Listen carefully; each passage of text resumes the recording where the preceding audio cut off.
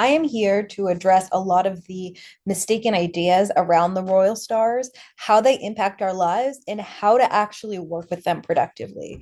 So, a lot of people, right, because these stars have a big reputation, sort of come to me and say, well, I don't have any royal stars in my chart, so I can't be famous. Or I do have royal stars in my chart and nothing's happening. Why is that? Well, let's get into some reasons why, and maybe with that, better understand how to work with the powerful energies of these four stars.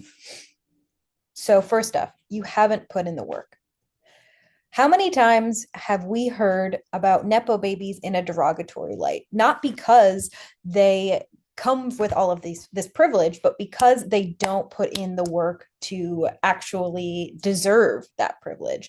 It is such a leg up to have a famous parent in the celebrity acting world, but it's a totally other thing to win people over with your own talent and hard work while still understanding that you don't come from nothing. Look at Angelica Houston, Laura Dern, Robert Downey Jr. These are all Nepo babies, but we love them because they have shown that their acting chops are more than just their parents' reputation. And it is the same with the royal stars here. If you think that just because you're born with these shiny special stars, that means that you're immediately going to be shot up to superstardom, then you maybe need to do some adjustments about what you need to put in to make good on your talents. I mean, I felt this too before I started putting my work out there. I'd see other people get praise and be like, well, why is no one giving me any praise?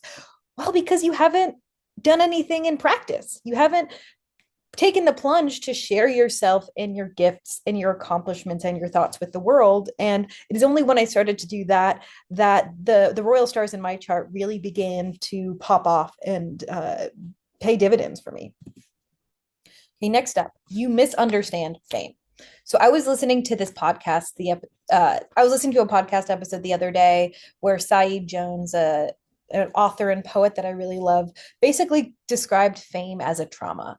And it'll be really interesting thinking about our relationship to fame and virality and influencership entering this 2026 year when the South Node, which is a point of shedding and release, enters the sign of Leo, right, which is all about the exaltation of the individual.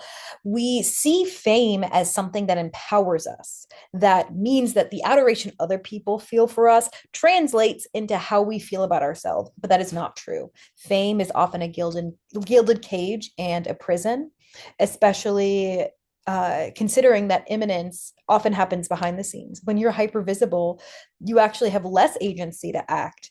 And seeing this conflation of success and power with big visibility is a mistake, right? Understanding that fame here is not the end goal, right? That's how we get the Kardashians famous to be famous, but they don't stand for anything, right? They're just here to gain attention for better or for worse. Instead, we should see fame as a tool, right? We should be asking ourselves, what are we famous for? Just to be famous? Because that's not a really good cause. And the royal stars, the fixed stars in general, are not just about short-term gains. They're about doing something with the power and the visibility that we're given. Third of all, you misunderstand the royals. As I said, fixed stars are not concerned with how much money do I have? Do people like me? They're concerned with our capital B big journeys and aspirations and achievements. They are here to talk to us on a spiritual and soul level and serve us from that place. So if fame and power to you mean having a lot of followers and a lot of people influencing you, but there's nothing inside that's driving you, there's no purpose or higher power or principle or ethic that you're hewing to, then they're not interested, right? This is about you are here to do something big. The more visibility, the more power and tools you have to do that, the more you can accomplish your goals and your inspiration and your aspirations. That's what they're here to do. And that doesn't always mean things being easy or going up and up. It's about, I believe in this mission so much that even when things are hard, even when there's an obstacle, even if I'm not immediately shot into superstardom, I'm going to continue on this mission because I'm not about going towards just what's popular or what people like. I'm here to do something specific that the royals can help you figure out. But if you just if you're not concerned with, deeper transformation of the self and transformation of the world through your power, then they're not going to help you. Okay, fourth of all, you see fame as self-serving only. There's this idea that stepping into your power, stepping into your truest self is solely a self-serving act. And that couldn't be further from the truth. The divine wants you to be the highest version of yourself, to strive to be your most clarified self, because that is how you serve the world. Right. My friend Hawk likes to say power is a job. There is more responsibility. You are suddenly not just concerned with taking care of yourself, but how does my actions and my conduct impact other people? Does it change the world in a way that I like or aligns with my higher principles or values? And if you're not thinking about that, then again, you are not approaching fame and power from the perspective that the royals are interested in. It is a service, again, for you to do what spirit tells you to do, what you feel is your highest desire and aspiration. Those two are often one and the same. The royals, again, help you clarify that and understand your power as a service. Okay, reason number 5, you're thinking too small. Again, if you're thinking short term, if you're thinking, oh, I need to win this award, I need to get this specific job, I want my desires to come about in this particular way, or I need my aspirations to fit this map and, be appealing to these people and to these institutions, or else I don't want to do it. That's not what the stars are here to do. They are here to blow up your expectations, to have you let go of the short term, oh, I need this thing and that way, versus, okay, I'm going to walk a journey with them that's going to have highs and lows. I'm taking the big view here that tells me that the path to becoming the person that I need to be, to stepping into my power, is not just a linear path upwards. It is about including it all and understanding that this is my life's work. I am here for the long haul, not just gaining shiny things along the way. You will get encouragement. You will get signs that you're doing the right thing, but it might not come in the way that you think, right? You have to trust that these are higher beings. These are higher powers than our small mind. And thank the Lord that my life does not go according to my plans, because the mind alone, the human mind alone, is not that creative. It is through opening up to these fixed stars, these spirits of our soul, that we really live the big, beautiful life that includes it all, that really makes someone worthy of fame. Okay, next, you believe you don't deserve to be important. Okay, this is another big thing. The version of you that got you to this point is going to be a different version of you that is ready to wear the crown.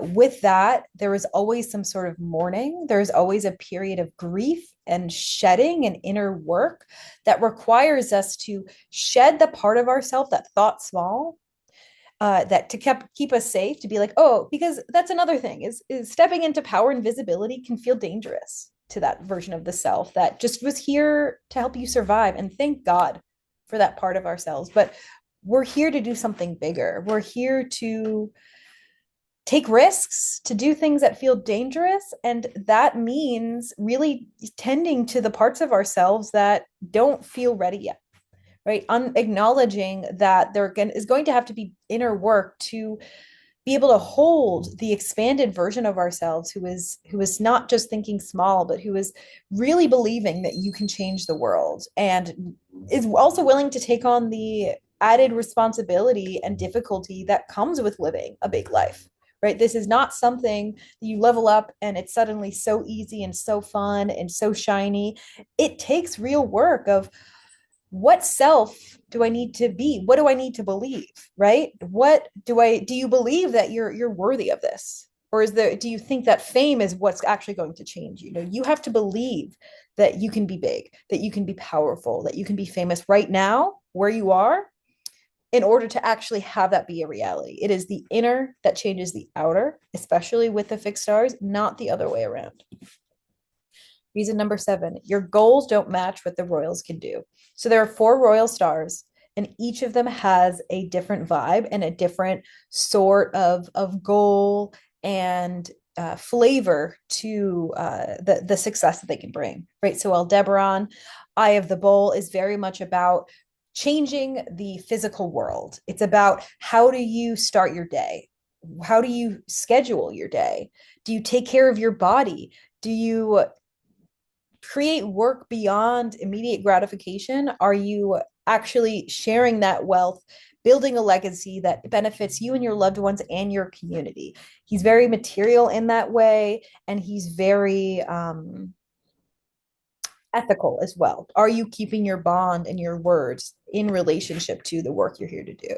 Regulus is very much not just about visibility, but about authenticity and deep knowledge. Someone who sees all the light and the dark, the illuminated and the sinister, and finds their power through that inclusion of it all. So Regulus is much more about gaining a social media following, being seen. But if you're not doing it from a place of authenticity, of trying to heal yourself, then it's not going to work.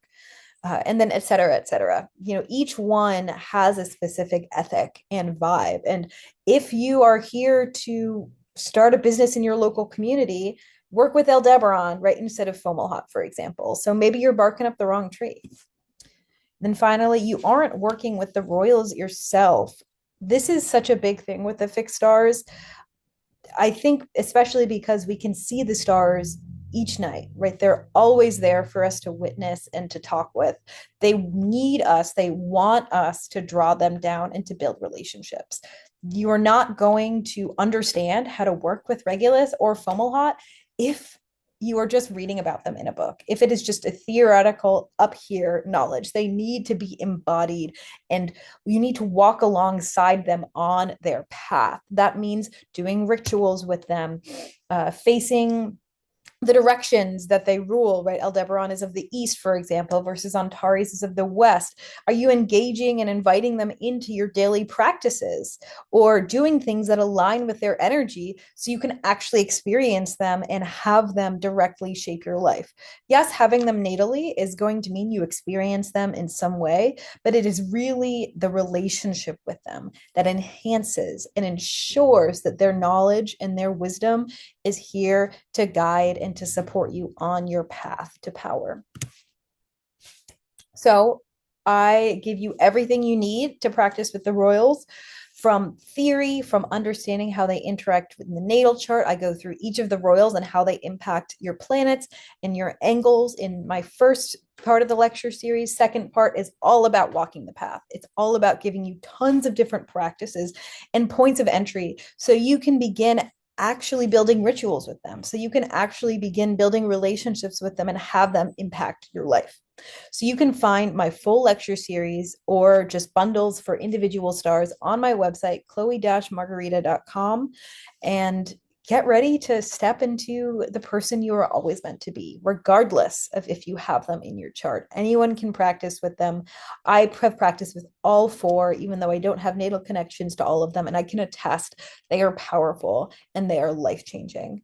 You just have to understand yourself and the royal stars, as I've just explained, and you will find it.